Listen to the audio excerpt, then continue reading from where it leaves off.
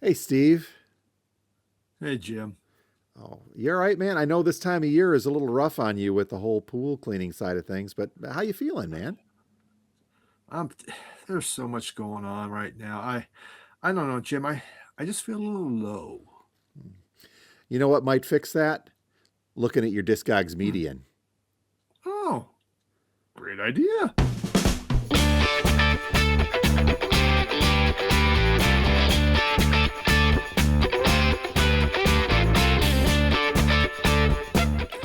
Hello and welcome to Two Guys Talking About Records, your most favorite podcast of all time because there's two guys talking about records. And even if you Yeah. don't like records, you still might enjoy it. So, what the heck? You might as well stick around.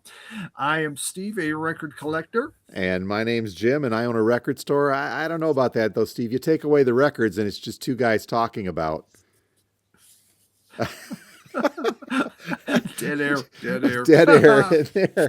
So today We may on convert someone, Jim. We'll that's convert them and go, I do want to collect records because those guys are really cool. I yeah, you know what? Let's that is a great goal for us, Steve. Let's go The for it. converting the CD people now that CDs are on the out Yeah, again. yeah. Uh, Well, having survived Record Store Day a couple of weeks ago, I think this is a good time to dive back into our Discogs collection, Steve. What do you say? We did this a couple of years ago, and it's always an interesting exercise, at least in the art of collecting, to look mhm. at the overall picture of what you got. And Discogs makes it so easy to rearrange how you see your stuff. It does. And you've been having a lot of heat. I mean, your store, there's smoke that comes out because of the amount of heat that you've been putting into your collection. Well, So I'm interested in seeing this too. I just might sit back and watch well, Jim. well, yours too is no slouch. I know you've been getting some biggies as well, so we'll see. Yeah. But yeah, what we'll do here coming up in a little bit is we're going to zip through our Discogs, but rearrange stuff to see what our most valuable records are at the Discogs median level. That's the Hmm. sweet spot. We'll explain why we're starting with that. Maybe we'll look at the high end too because that's always fun, but it's always a little out of reach when you think about the realities of it. But Yeah. and Though many people like to take a medium price, an album that is medium, and put that high end price on it yeah, just for kicks. just you got to be careful of that. So we'll dive into that. I don't want to call it data driven because we're showing records. And I think Yeah. that our audience loves seeing these kind of records. So, folks, here you go. We'll dive into those in a bit. But before we do, as we do each and every week, we're going to start off with some recent additions and pickups to our collections. And again, in the wake of Record Store Day, this is always a tough one to say, well, maybe I should back off a little bit, but you never know. Yeah. Well, yeah, stuff happens. It does. How did you do this week, though, sir? Oh, well, all right. We'll just go through some of these here. First off, I got a care package from Jim, and he Yep. tossed in some VCLT. We got Yeah. Elton John's Greatest Hits, Yep. which is my favorite Elton John album of all time because every song's great. I think every song's great on there. Yeah, I do. Yeah, this is when he really had all the good stuff. So, Yep. by far, the best Elton John. And I did purge some of my Elton John because I got that. Well, that's one of And those that's ones. one. That's one of the artists I think we've talked before that I'm okay with the greatest hits of. And I think for me, the only Elton John I've got is Goodbye Yellow Brick Road, which is a little bit larger compilation. I'm good with that. Yeah, I actually kept that one, I think, too. But there's some, Yeah. got to go.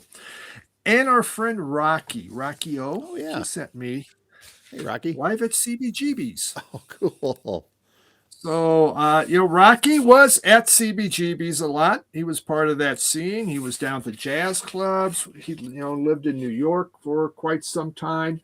And so it just starts with Tough Darts, which are pretty darn cool. The shirts, Mick DeVille's on here. Laughing Dog, Manster's Son, Stewart's Hammer, and the Miamis. I don't know. But, okay, so the rest of them I don't know. But the first few I do know. And yeah, just exciting. And CBGB's the world's greatest dive, one of the worst places that you could just don't use the bathroom.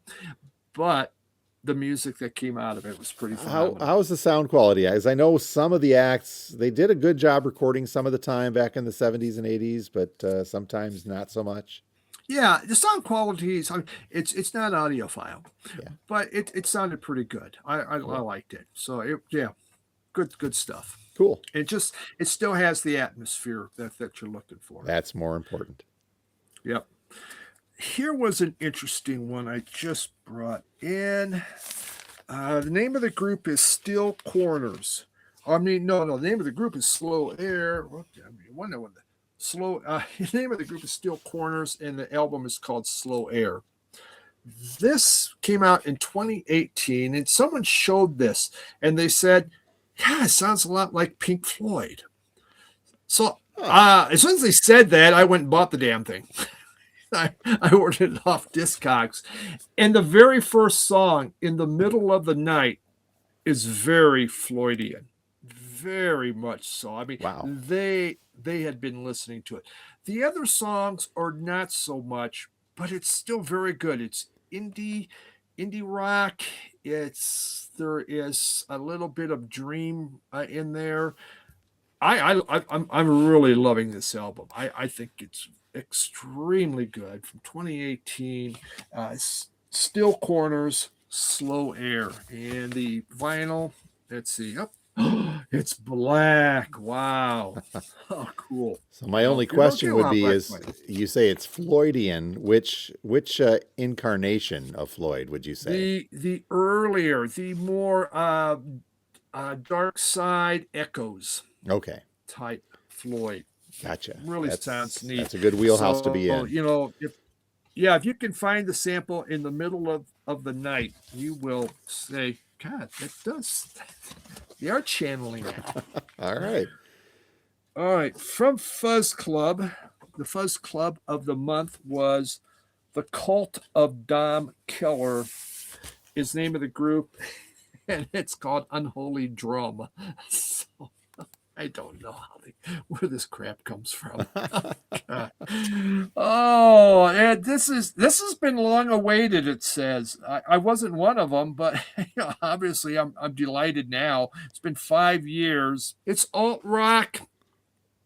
There's a little shoegazy in there because it is from Fuzz Club. Kind of dark, maybe I guess dark psychedelic noise rock. Let's call it that. Dark psychedelic noise rock. Okay. The Cult of Dom Keller and the Unholy Drum inner sleeve on it, and interesting vinyl. Kind of a black Kind white of swirl. cultish looking. Yep. Yeah, kind of scary. So we have that from Fuzz Club. Not bad. Not blown away. Up there with the little thing. Then my last one, and I did an opening on this, but I just want to share it. For those of you that are just listening to this on your radio or whatever, you will not enjoy the special effects that I am about to bestow. But, we're all looking for that next big thing in record album design. This is called the pop-up of all times.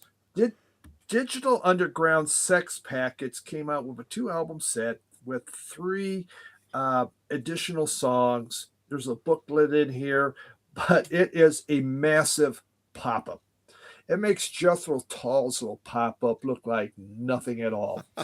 That's impressive. It's like yeah, it is. It's a sound room. So doing the recording, and you got all kinds of stuff going on, different people, chairs around. This is just, oh my God, it just brings you joy. You just open it. You don't even have to play the music. You just open it. And if you're feeling a little low, Jim, Yep. this is the way to go. If you feel low, you go with this.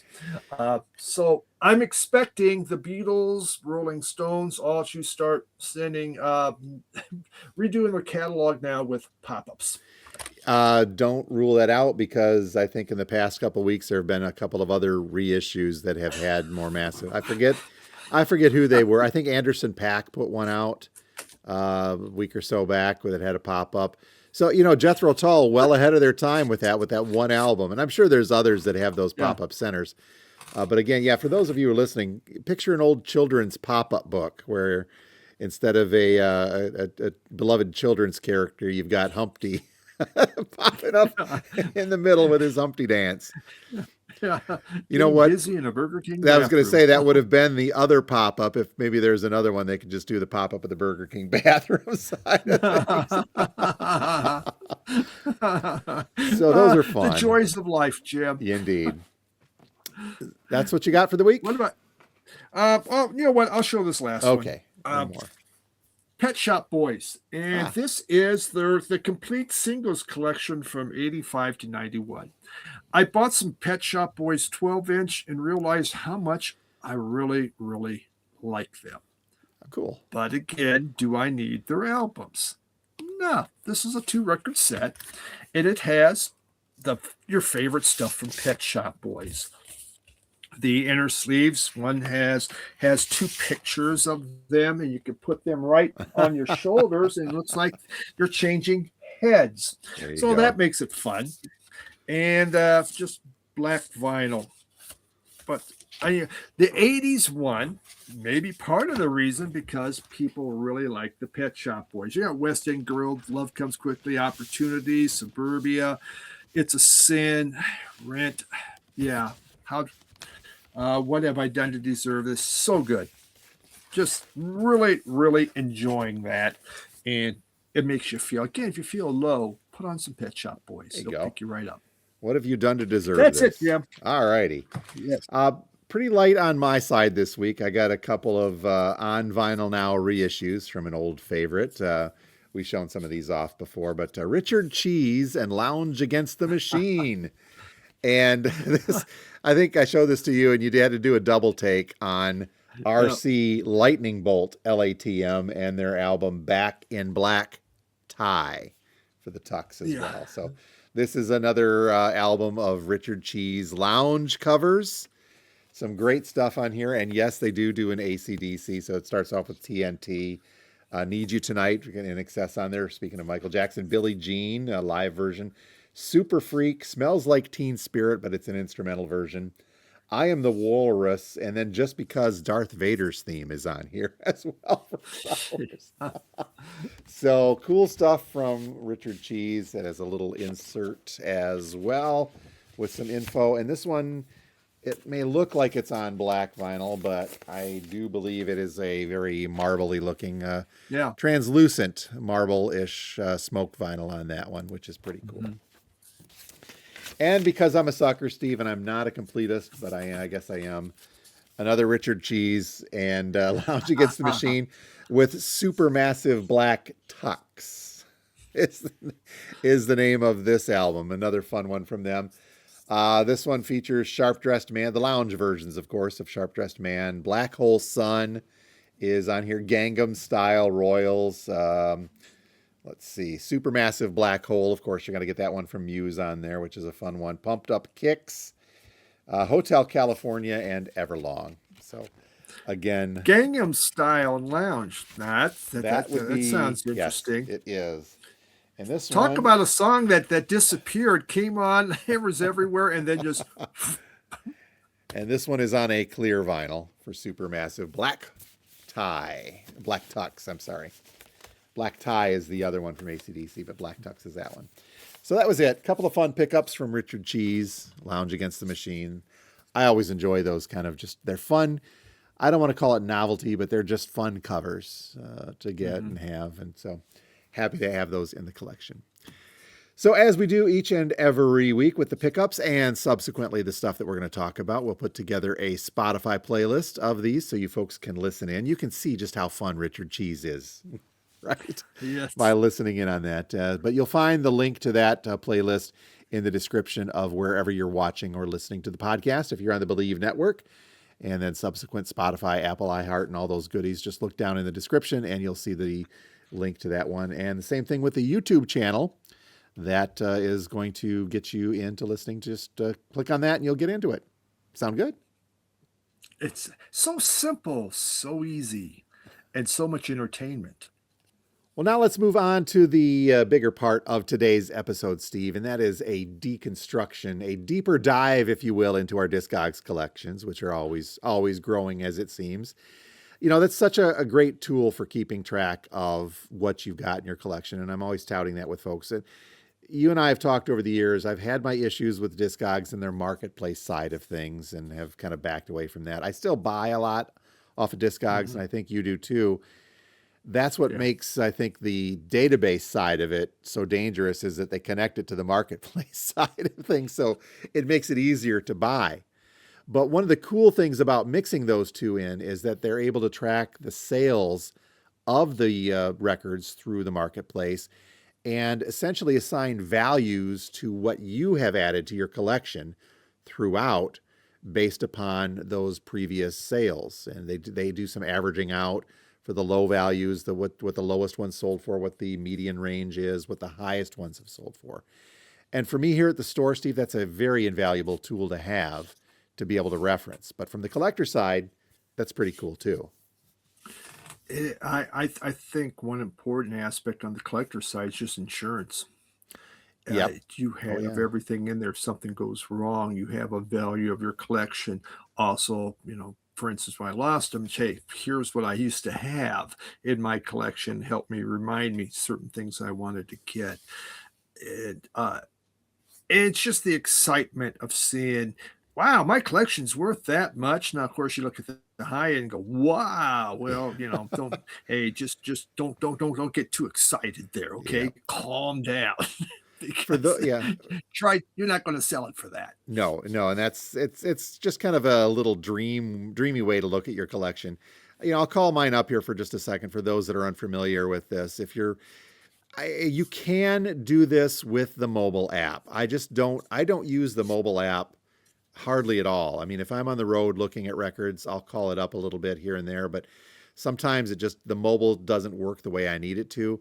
So No, it doesn't. 99% of the time I'm on the desktop version. I'm on a Yeah. browser digging through my I collection. Yeah, the mobile app can be slow. It takes a while, especially when you have a big collection in Yep. there. But like I'm going to a record store. I mean, a record. If I'm going to a record fair, last week I went to one, and it helped me kind of look at, oh wow, how much you want for that? And look and go, well, you're nuts. It gives you a reference of where you want to go, so you don't spend too much. Yep. Well, when you're looking at the browser page on this, again, if you're at the top of your collection, it'll give you the ability to rearrange everything in your collection by the title of the album, by the artist, and you can go in reverse if you need to. Right now, I've got mine set, so it puts the numbers first. Of course, we're getting question mark and the Mysterians up first because the technical name of the group starts with the symbol, the question mark, so they group them all together. But as you go to the right, you'll see little tabs in there for low, median, and high or medium, however you want to work on that. So you can then actually readjust how you see your collection. Do you want to see what the most valuable are if you assign the median value to everything? Do you want to see what the high, as you said, is a very cool way to do it. But the median is really, I think, the more realistic way to look at this. Definitely. Don't worry about low. I mean, low often is I don't have a jacket. The record is totally beat up. So that just the mediums where you want, you go to a record store. A lot of record stores use medium. I find many kind of Yep. bump it up from there, but it definitely is used, I think, by most everyone. And I think the sales records that feed into these valuations are important too. Granted, you're kind of at the mercy of what a person sells for and what a person, frankly, is willing to buy something for. Because if somebody's just Mhm. buying for the heck of it, anybody can sell anything for whatever price they want. You can put antique store prices all day long on stuff Yeah. if you wanted to, but that doesn't necessarily mean. But the instant one thing sells for that high, then that gets matched in or that gets folded into the data as it's going Yeah. through there. So sometimes I found that these can be skewed. One other thing too, and maybe if we get some time, Steve, we'll talk about the lows, but one other thing to keep in consideration, if an entry, if an album is new or if it's just so obscure, if it does not have a sales record, then it does not show up in that valuation. And so you Yes. may have something that you paid a couple $100s for if it's new, like a box set, and that may take a month or two before it propagates into an online sale before it shows up into that valuation. So that's one thing to Yeah. keep in mind. Yeah. I think another important thing is, remember, that entry is for that pressing, how much that pressing. You Yes. could have 500 different pressings. So I got this record. I saw it on Discogs. You need to get in and find out. Some are very rare pressings. Some of mine, it's a high price, but it is for that particular pressing. Oh, yeah. So really important that you just don't use this as a, well, this album's worth that much. Yeah, and that's what I think a lot of mistakes that some people that are new to this make, if especially if they're trying to sell. That's a whole nother issue to get into because if people sell on Discogs, they have to. I mean, they absolutely have to have the right pressing. So the last thing you want to do is sell a Beatles yesterday and today that you sell it for a few $100s and somebody finds out it's not what it's supposed to be. So yeah, that is Mhm. it's a good point to bring up that the pressing matters. Now, those of you that use Discogs just to say this is in my collection, have at it because that's the way to do it. More serious collectors, I think, will narrow it down. From my standpoint at the store, it's important that I identify pressings because I use Discogs as our inventory as well as a pricing guide. I use, just like you said, write down that median unless there's something special about it, like it's sealed or there's something, absolutely perfect about it. But otherwise, it's down the median through there. But for me, and I think with you as well, it's getting to that. And sometimes it's very tedious. You get a Pink Floyd album, you could spend an hour looking for the right pressing. Yeah, it gets so frustrating on some albums. You're trying, and you are able to sort on Discogs, so you're trying to put in all these different sorts, and still there's so much, and then you look and go, "Oh my God!" But a serious collector, you're going to keep going because it is important to Yep. find the right pressing. There are so many different ways to narrow it down. Maybe that's another episode for a day that we've got an hour and a half to spend on something. But as you mentioned earlier, Steve, I think the fun way to do this, and if you're ever sitting bored on a rainy night at home, and I wonder what my collection would be worth if I looked at it in this way. So Mhm. today, how about let's start with the medians, because as we said, that's the most realistic way to look at the valuation of your collection. Let's Yeah. say we each dig up our top 10 most valuable records as determined by that Discogs median price. That's a great idea. And Jim, I'm just going to go like this. Boom, the magic. It I got it. happens. Well, let's start off. Yes. How about we do a countdown in the median? We'll each do our number 10s. And Okay. again, folks, what we're doing with this is hitting that Discogs median, resorting, and then looking at those top 10 to see based on the last sales. The other thing too, I guess I should mention before we dive into this, Steve, and we did this, as I mentioned, a couple of years ago, but not just adding to your collection can change the levels of these top 10 valuable records, but sometimes a shift in sales or demand will take these as Yeah. well. There's stuff on here that I've had that has disappeared from my top 10 because their sales have dropped. They've started asking less for some that have appeared out of nowhere. And one that I'll show off here that I was like, really? Really? So something Uh-huh. happened that bumped it way the heck up. Yeah. Yes. Very true. You never know what's going to happen, or someone just gets a wild hair. Yeah, Somebody, I'll spend that somebody, much.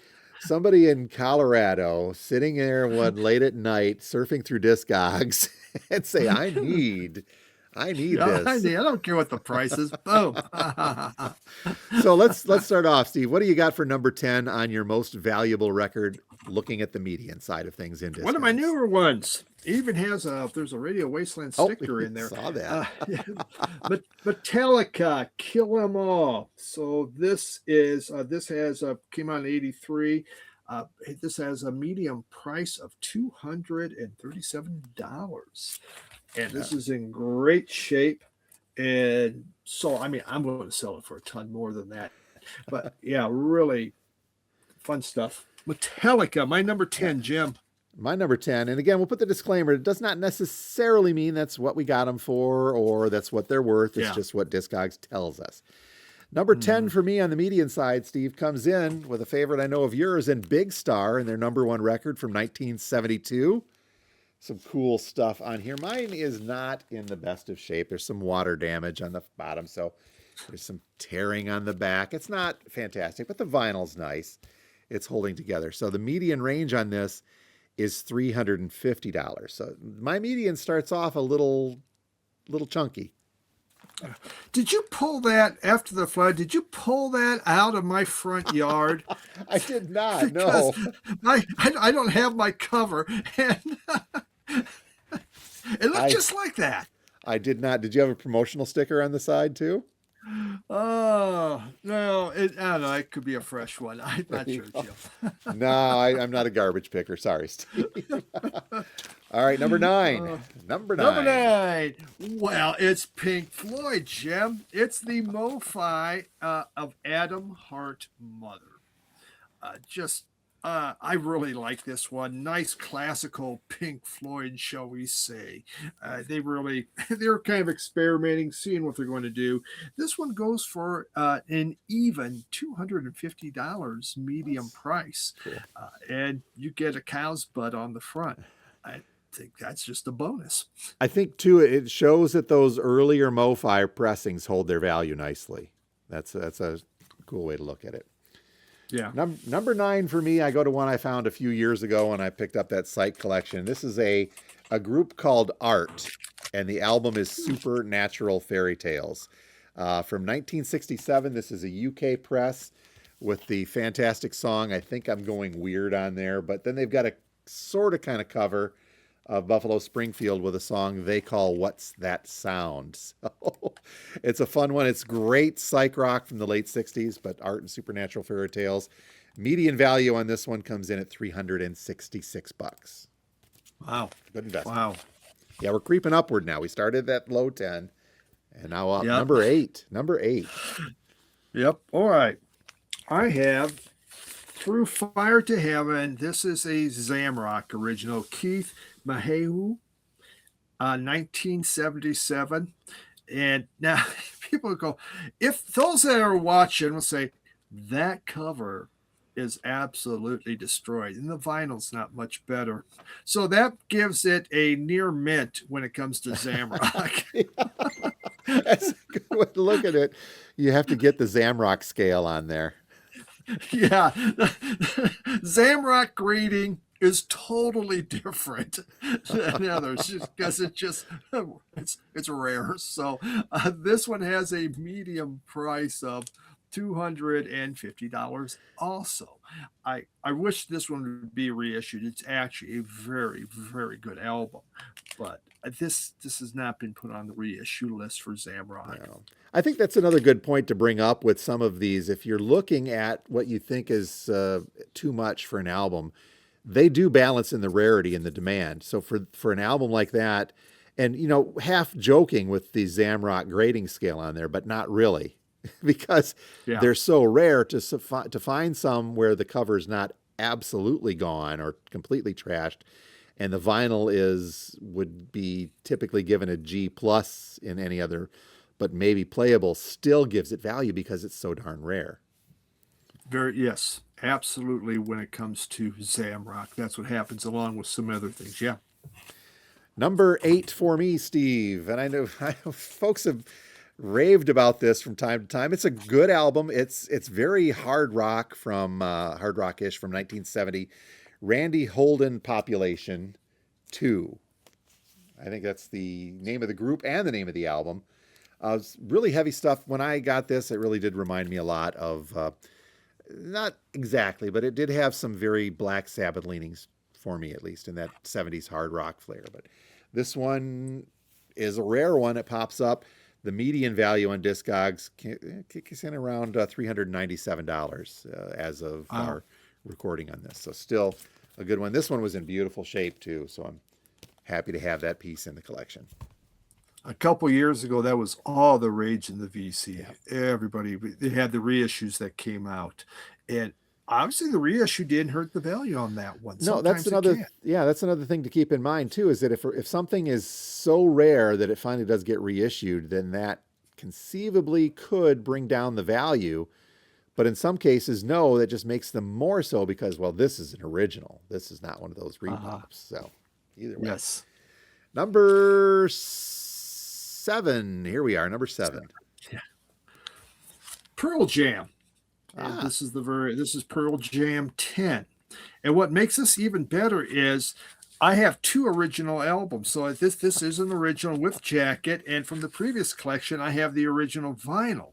So I don't know if that gives it twice as much. So, but they're both in here, and this, yeah, I was happy to find this again. Paid more than the first time around, but that just happens. And it goes also for an even $250. I don't know. My collection seems to be stuck at Right, 250. right there in the median side. Yes. Yeah, someday, Yes. yeah, you never know. You may run across a cover. If I ever run across a cover, we'll wheel and deal on that.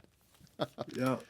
Number 7 for me, I dipped to the Michigan collection, Steve, with some blues rock from, let's see, 1974. And the artist is John Drendel and B.A. Thrower, and the album is And Friends. Papa Never Let Me Huh. Sing the Blues. This one, I do have, it's a very interesting label. Queen Flex label, but the inner sleeve was just absolutely trashed. I did keep that on there though. Vinyl is nice, but this is great Michigan, that acid slash blues slash rock that Michigan in the 70s was famous for. I had not a lot of bio information on these guys that I could find out there. I'll do some digging someday when I've got a chance to go into it further. But the Discogs median on this one, and since we're creeping upwards still, we're right. This one is at an even $400. If you ever run across it, it's a good one. Okay. On to number 6. Yep. We got another Zamrock. And this is Ricky Ilaganga, and it's Shantytown. And this is a little later one that he did, a little more political. The cover actually is together on this one, though there is some writing on it. It's not his best album. Zambia is his best, I think, but still really good. Just a nice original to have. And this goes for, believe it or not, I'm breaking out the 250 thing finally. $316 and nice jump. 32 cents for a nice original. Very cool. Number 6 for me, we go to the 2000s. And this is Rush Vapor Trails. You might remember a little while back, Steve, I pulled the trigger on this one. This was the original version of Vapor Trails and not the remixed one, the one that the band was fairly unhappy with. And so they pulled it because they were just not thrilled with the mix, which then, because it's been pulled, brings that value way the heck up there. It's a good return to form for Rush, I think. Not my favorite, but still one that I wanted to have in the collection. Median value for this 2002 version sits at $403. Wow. No slouch. Yeah, from 2000. Is that something? Yeah. Yep. Okay, I guess that's 5, right? Number 5. A punk classic, Descendants, Milo Goes to College. And man, I got a deal on this thing. Such a popular 80s punk album from a group that went on to do really, really great things. I had a chance for 2 in one day. That was I think that was my last record show in Bay City. Yep. But luckily someone just says, I just want it gone. Okay, I'm here for you, man. But it went for $318.80, medium for, just a punk classic. Interesting side note to that particular Descendants album as well, Steve. Even the mid 2010 reissues or late 2000 reissues are still going for up there in the $40 to $50 to $60 range. I think it was like a 2013 reissue that was maybe close to $70 on Discogs through there. I've actually got it here in the store because it was a tough decision, but I opted to go with the colored vinyl reissue from last year, which still kicks into that $40, $50 range. So there's something about that album in particular. Wish I had an OG. I did, I think, at one point. I still have my OG all from those guys. So Yeah. Number 5 for me, and this is where things get surprising if you break out the median level for things that you would assume would be a lot more. But this one, number 5 for me, comes in with the Beatles Butcher cover, Yesterday and Today, that peeled version. So this is a third state cover of that. But this one has the letter that goes with it as well. Remember, I picked this up, I think, mid-year last year, which no slouch Yeah, on oh that. yeah. Oh, how could I forget when you popped that thing out? There, like, Well, oh check it out, man. man. But here's the Oh, surprising thing. For this particular pressing, third state peeled, the median price only comes in at $437. So the myth that this is always in the thousands is not true. Granted, this will show up if we talked about when we get to talk about the highs as well. But the break point on this tends to be just in that $400 range, which is, I think, kind of surprising. But given the condition of the cover, maybe not so. well, yeah, it's one of those that people will pay, even with the condition of the cover, they'll pay more. It's like Andy Warhol's, banana peel. Yep. Oh, What yeah. people, because you just can't find them whole, so they're willing to pay more just to have an original of Yep. that. Cool. All right. We're into the top four now. Top four, we have MacArthur out of the Bay City area. Yeah. And this is MacArthur 2. Some people have MacArthur 1, which is really rare and hard to find. But others of us we settle for MacArthur 2. And it's just kind of different type of music for that time when it came out in the 70s. I think these were early 80s, actually. Late 70s, Were early they 80s. early Yep, 80s? early 80s, Okay. I believe. Yeah, it's I only, still I only, different. I only know this because I just picked up another copy of that one. Unbelievable. Recently. Unbelievable. They're supposed to be so rare, but Jim just buys one every week. So No. I don't know how Although rare it is. this will make the fourth one that's come into the store in the past 10 years of MacArthur 2. Wow. Yeah. But not MacArthur 1. No. Okay. But this one has a median price of $337.50. Very cool. Number 4 on mine is something that, is a recent addition. You saw this just a couple weeks back, Steve, and it's Jem Targle's Lucky Guy. Another Michigan artist. Jem was in the Third Power, and this was his one and only solo album from, I'm trying to remember again. Oh, I do have my note here. 1978 was that. So, and this one just is in fantastic shape. So the median is median on this, but the high does jump that up a little bit. And we'll probably talk about that. But median value for Jem Targle's Lucky Guy comes in at $449 on Discogs. Another proud addition to the Michigan collection on my side. Yeah. Yeah. Okay, here we are, top All right. 3. Now, so here's an interesting. Yep. So you showed this one already. Now I'm showing it, but it's at a different price. And this is Big Star. And I'm showing it. It is an original album. I mean, the actual album itself is original. Could I get medium price on it? No, I need to get a cover for it. But even just the album itself has a low price of $77. Wow. Without the cover on here. But this one goes for $355.50. This pressing. Wow, that particular pressing, yeah, but different from mine. Yeah. Cool. Yeah. So it shows, the difference, how present, or what people will pay, or what people sold that for too. It may not necessarily, sometimes it is the pressing that people are going, other times it's just, I'll pay that much for this. So, but yeah, Big Star. If anybody just happens to have an original jacket just sitting around, no album, let me know. Let him know. Okay. He's got that other one in there. Then so the reissue can hit the purge. Yes. Yeah. Yes. At that time. Yes. All right. Number 3 on my median sort list, Steve, is one that was high. I mean, way, way up there on both the last time we did this. And this is a promotional radio station only issue of Rolling Stones, simply titled A Special Radio Promotion Album Limited Edition, Not for Sale. So, of course, I couldn't sell this. I don't think I've got the year on this. It's going to be, I forget the album, but we're going to be early 70s on this as well because it features Under My Thumb, Route 66. It's a good compilation of their stuff. I did read at one point in time, which this was to be promotionally tied to, but yeah, it's going to be early 70s on there. The median price, and this particular copy, by the way, is a radio station copy. I cannot even take it out of the outer sleeve because the cover is absolutely falling apart. It's got writing on it. The vinyl is not anywhere near perfect on this. It's going to hit in that good plus range, if that. But even so, median value, if you come across this Rolling Stones promo, is $650. So that Wow. bumps it up my list simply because of the rarity of it. So it's like a Zamrock cover. Pretty much. can't The take it out Zamrock because grading it was- scale of mint minus. Yes. All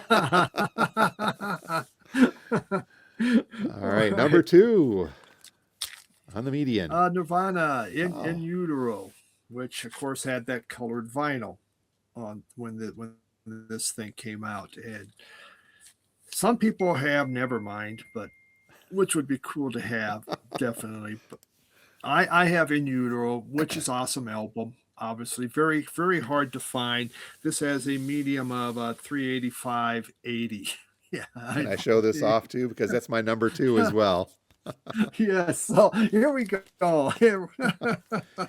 Yep, coming in at number 2 for me on the median side is a radio station issue. Not necessarily promo. Promo would be very cool, but this one has got writing all over it and stickers because this was at a radio station in the 90s of Nirvana's Nevermind. As Steve was pointing out, this was an interesting one to come across. Vinyl is pretty nice on this.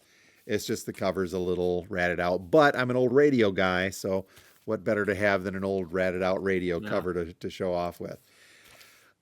This one, we take a big jump in my median values now, Steve. I went from that $650 on the Rolling Stones radio promo to the median value of Nirvana's Nevermind from 1991 of $1,056. Wow. So even that is going to start setting you back some. So that was a good find a couple of years back. Yeah. Which brings us to number 1. I messed up. I had 2 more. I don't know. I messed up. So I'm going to have to show 2 real quick here. That's all right. Because These are honorable mentions. Yeah, there we go. My number 2 was another Ricky Eleganga. This is the Zambia. This is the one I was talking about. I think is his very best album. The cover is together, so it's not falling apart, but it's not going to be great. This has a median price of $491.58, and one of the best Samrock albums out there. And my final one at number 1. Well, I found this at Radio Wasteland, and I was able to get that off of Jim. So, Misfits, and it is Walk Among Us, and a beautiful original. Really, really was excited. This is my only Misfits I have, but it has the right kind of the pinkish shading on top. Later ones different color, but this has a medium price of $530, and yeah. One of my, obviously, best of my collection. I do remember Misfits are one of the ones that make it a little difficult to narrow down because there's so many different variations. All right, Steve. Kind of like a Police album. Yes. Number 1 on my median list, and you hinted at this, so I might as well show it off, and it's the MacArthur, the self-titled MacArthur from 1981, I believe this was released. And this is the second album with the black cover. Yes, that's a great find. Tends to be a bit more common, but the MacArthur, I've actually seen this a few times. I've had some other people show it to me. I had to work hard to get this one. It involves some trading and a lot of cash in hand at the same time. But MacArthur's self-titled, and again, this is another Michigan group for those that aren't familiar. Not only Michigan, but Saginaw-based Michigan, so local-ish here to the store. No, I'm sorry, I take this back. This one says it was released in 1979, although I've got some stuff that say 81, but Discogs officially calls it 79. So median price on this one, Steve, if you have a hat to hold on to and or you're sitting down, comes in at $1,827 for the mid-range. Wow. How is that for impressive? Crown jewel, Jim. It is. So looking at the Crown median jewel. side, as we said earlier, Steve, I think that tends to be a little more realistic with how you want to value it because you're looking at that sweet spot of maybe filtering out some of the stuff that's at the very top end that may have sold because it was autographed or may have sold because it was sealed. So it gives you a little bit of a lesser representation on that. So good stuff all the way around, though. It is. Yeah. It's one of the, for those that use Discogs, it'd be a very exciting part of your collection It would. because there's just stuff that suddenly you go, really? That much? Huh. So Yeah. for the craps and giggles sides of things, Steve, do you want to look at the high end valuations, top 10 of each? There's going to be a lot of repeats, I Yeah, would why imagine, not? but Just for fun, just for because this fun, is what we'll call these our dream prices. there we go. All right. Why don't you go ahead with your number 10 while I rearrange mine here? All right. Number 10 is Metallica Masters of Puppet. And this is an album club edition, but it's original. And there they are, Metallica on the very back, looking at you like kids. Hard to believe when you see them now, though they are holding themselves up really, really well.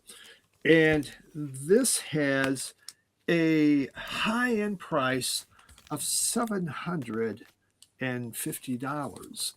So just recently purchased this from Radio Wasteland Records. And happy to have it go to a good home, to tell you the truth.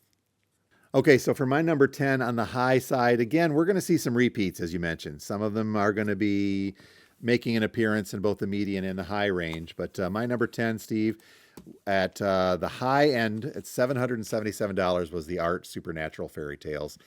Again, a great album. This one is going to be close to that because it was in such fantastic shape, but still just a cool one to have. All right. Number 9 for you. My number 9 is Flipper Generic, the generic album. Now, what's interesting is the medium price, and this is only $91, but the high price is $750.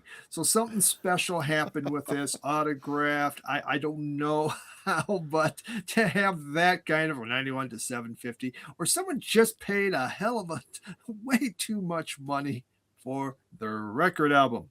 I am not sure, but I love this album to death. So because it's a sex bomb, baby. So yes, Flipper. But that adds a nice little bump in your collection value when you look at things as well. Yes, it does. All right. So number 9 for the high end on my, Steve, is a repeat from the median. It was going back to 2002 and Rush Vapor Trails. The high end on this kicked in at $882. My guess is that may have been a sealed copy at some point, but still a cool one. It bumps us up. My next one is Keith Melahu again, Through Fire to Heaven. And now this one on a high end is $760.87. Wow. So maybe the covers together. It comes in at a VG minus on the vinyl. I'm not sure. On that side of things.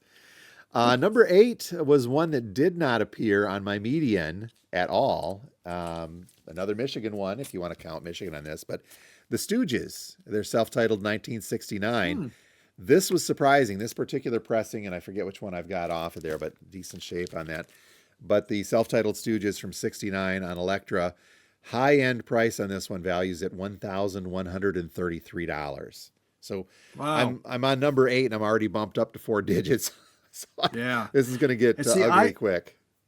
I have an original of that too, but it's a different pressing, and it didn't even make my top 10. That is tremendously interesting. Wow. Yeah, it is. It's absolutely. But it's also a good thing to see that it shows that the pressings matter if you're looking at them on Discogs. Maybe it's just as valuable to somebody, but for whatever reason, that particular one didn't sell for what this one did. Who knows? Yep. Or just that one crazy person. That could be it too. All right, number 7 on the high end side. We got Kill 'Em All from Metallica, makes its way back once again, $788.99. Just missed going $789 by a penny. All right, my number 7 on the high side, Steve, is a MoFi. The first and only the MoFi in my top 10. It's a Dark Side of the Moon, the original master recording. There are 2 of these a year apart, and this is the first one, and I forget this is, I did put the year on here. 1979. So there is a 1980 MoFi, I believe, that came out right after, but this is the first one. High end price on this is $1,150. So obviously it All had right. complete with all the inserts and all the goodies. Okay. My next one. This is a limited edition double. Alice in Chains, Jars of Flies, and Sap. Oh, cool. And Remember that? this thing, I I got at Radio Wasteland Records, and and this one has a high value of $799.95. Medium was 230, so it almost made the list. But yeah, that early grunge, boy, it sure goes for a price. You know, going through so much of your collection from when you were here in Michigan and some of the stuff you're sent now, it's like, I do remember those coming through. It's like, holy cow, we had some heat, didn't we? Throughout the Yes. years. Yep. Wow. And Steve gets them. All right. Number six. Number six for me, Steve. I would have thought that this would have been up higher given all of the hype surrounding it all the time. But Led Zeppelin 2, and you know which one this is, right? It's the Robert Yep. Ludwig hot mix on there, too. This one is all the rage, or it was at least for a while on Discogs, where so many people were looking for it. The prices were way up there. It still is. I mean, obviously, it's a Mhm. 1969, the Robert Ludwig cut. $1,200 is the high end this thing is popped for on Discogs. Yeah. But the medium didn't make it into your top 10. No, it didn't, which is another disparity. So folks must be looking for.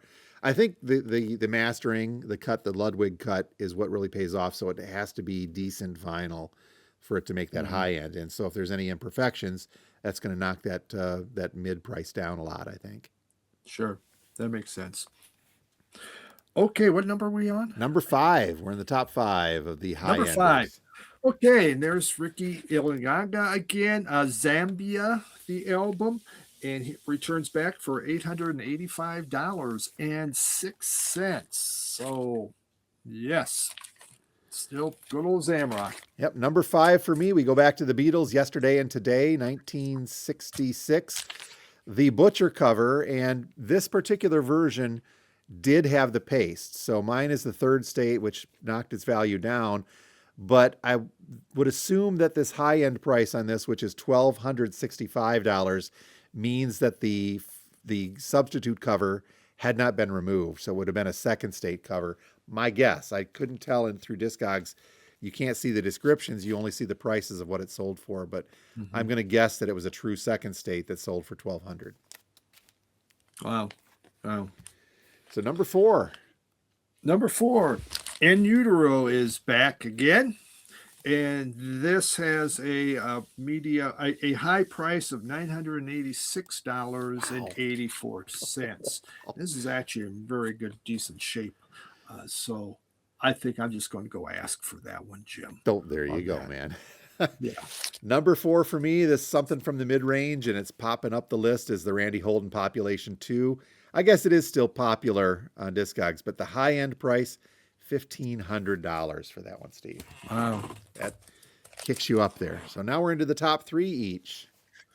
Yep. My number 3 is the Misfits. Once again, there it is. Walk Among Us. Misfits Walk Among Us. Among Us. And this goes for $1,071.43 for that high end. Here's the surprise for me. Number three on the high end bumped down. This used to be way up there, way up there was the MacArthur self-titled from 79. The high end price is $1,875 versus the mid-range price of $1,827. So that's how close. That's how close this was. That's why this was the top of the median range, though, but still kind of coming in only third. But yeah, 1875 to 1827, not much of a difference. All right, my number 2, you've already shown it. It's the 1979 version Yep. of the MoFi of Pink Floyd, Dark Side of the Moon. And you're going for 1,149. Okay, I What do think I you must have want? rounded mine up when I said 150. So, Yeah. Well, I try to be really accurate on my pricing, Jim. It's absolutely a retail cool. thing. Here is one that was way up there for me before, but it reached the median at number three, but the Rolling Stones radio issue. Top end on this is $2,800. So that is a jump and a half, 1,000 more than the MacArthur. But Again, I'm certain the condition has to be absolutely perfect for something like that. And the one in my collection is nowhere near that. It would never be valued at that. But still, cool to think that this one is floating out there for that much money. Which brings us to the Well, top of the fantasy picks of all, the yes. high end. What's your number one, Steve? Well, and this is one of these crazy ones. It's Iggy. It's Iggy and the Oh, wow. Stooges Funhouse. Now, this has a high end value of $1,882. Medium is $202. So all I can figure is Iggy signed that 1,881 with his own blood and peanut butter because he loved to smear peanut butter on it. He must have signed that cover for that to get that kind of price because again, folks, it's the pressing. So it's not like a test press or anything like that. But to have that kind of difference in price between the two, well, we don't know why, but yes, a high end. Mine definitely won't go for that, but I am excited. I bought this at Radio Wasteland Records, by the way. So, Wow. Jim, I should just I keep Jim has tags on there, and so I've kept that with the prices. Someday I just need to go see how depressed I am on how much money I spent at Radio Wasteland. Or, Steve, how happy you would be in looking at the high valuation on Discogs versus the price tag actual. Yeah, that also, Jim. All right, number one on mine, and this is by just a mile and a half above and beyond everything else.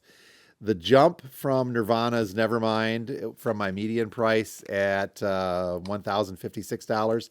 The high end of this from 1991, $4,200. Wow. That far and above and beyond. Somebody paid that for an OG Nevermind. And again, mine, frayed edges, writing, not the best, but still one of those cool ones to have in your collection. Mm-hmm. So, Yeah, when you see those go, boy, it's that medium price. It doesn't matter nope. on a Nirvana what people will pay. It's like a butcher cover. That's the medium price. Well, I know, but we're charging that. So, Steve, we didn't have a chance to get into the low end stuff. Do you just want to run through your list real quick? What we did was the highest of the low end prices, and I could just run through mine real quick. But I bring this up because there was one I wanted to mention with regards to the MacArthur. But my low end price ones went. Number 10 was the Bare Naked Ladies Gordon. The lowest was $100. Nirvana's Nevermind, that 1991, $105. The Rolling Stones Radio that I've showed, $125. A Rush Snakes and Arrows making an appearance for $145. I've got a Cure Disintegration for $150 from '89. The MacArthur 2, which you showed, the low end on MacArthur 2, pops in at $211. The Butcher Cover Beatles $240. My Rush Vapor Trails $274. Gem Targle at $400 for a low. And this here, Steve, this is why I wanted to bring up the low end. The MacArthur self-titled that pops up there with a very little difference between the median and high. The high end on MacArthur was $1,875. The median was $1,827. The low is $1,800. So just seriously a span of $75 between the lowest what was paid for this versus the highest. That tells you, I think, that overall, if you look at those averages, that's a good album to have in the collection. Yep. Well, mine went, through Fire to Heaven, the Keith Mahahu one again, $122.83. Nell Ora Blue from Uncle Acid and the Deadbeats. Oh, wow. $125. Original Suicide record from Suicide, $139.54 low. Then Wish You Were Here, the 2025 one that came out, $172.41. Really? On the low end? On the low end. Wow. Yeah. Yeah. Medium's 220. So it has to, but quality on that, you're not going to find a beat up copy. No. Then we have the Descendants at 175. MacArthur 211. In Utero from Nirvana 235. Shantytown by Ricky Ilaganga 315. Zambia by Ricky Ilaganga 350 for the low end. Wow. And those are the Zamrock grading scales. Yes, the Zambra. So those are really bad, folks. There's probably no cover or anything even with them. So Wow. yeah. For 300. Well, that's as always, Steve. This is such an interesting exercise to go through, and I know a lot of folks do that. Once you sit down and you start playing with your Discogs, you've got everything entered into there, and you figure out that there are different ways to look at how your collection is valued. I think it's a neat little exercise. Some of it's fantasy land, like we said, with the high end. The low end, you're Mhm. like, wow, on some of those, somebody paid that much for a beat up copy. But again, I'm just going to say the median value is right in that sweet spot. That is going to give you your best bet as far as knowing what you've got. Great guide to use when you're out there looking Yep. at records. Some people, "Oh, I don't like to pull that up in front." You know what? Look, find out. Jim sees it all the time. Oh yeah. I'm a power user, I guess you could say. Yes. So, folks, we're very curious. What kind of gems do you have hiding in your collection? If you care to brag a little bit in the comments, please feel free to do so. We always appreciate you chiming in. Were there anything in our top tens of the medians or highs that surprised you? Stuff that's been on your want list. And, there's the one on my want list from the index, Steve, that's in that 4-digit range, but starting with Yeah. a 3 or a 4, which is never, I don't think I'll ever see that, but you never know. You never know. You never know what I will think walk through the door. you have reminded me today that we've had some serious heat come through the store over the years. So I'm just going Mhm. to keep my fingers crossed on stuff. Yep. Well, folks, you have been listening and watching to two guys talking about, this week, high-end records, it seems like. Yeah. Yep. Always a ton of fun, Steve, but please make sure you folks are subscribed to each of our channels if you get a chance, and make sure you follow us on all the other relevant social media stuff. Especially check out Steve's channel. It's got some cool stuff on there all the time as it is. So till next week, my name is Jim, and I own a record store. It's hot in here. And I am Steve, a record collector that buys too much.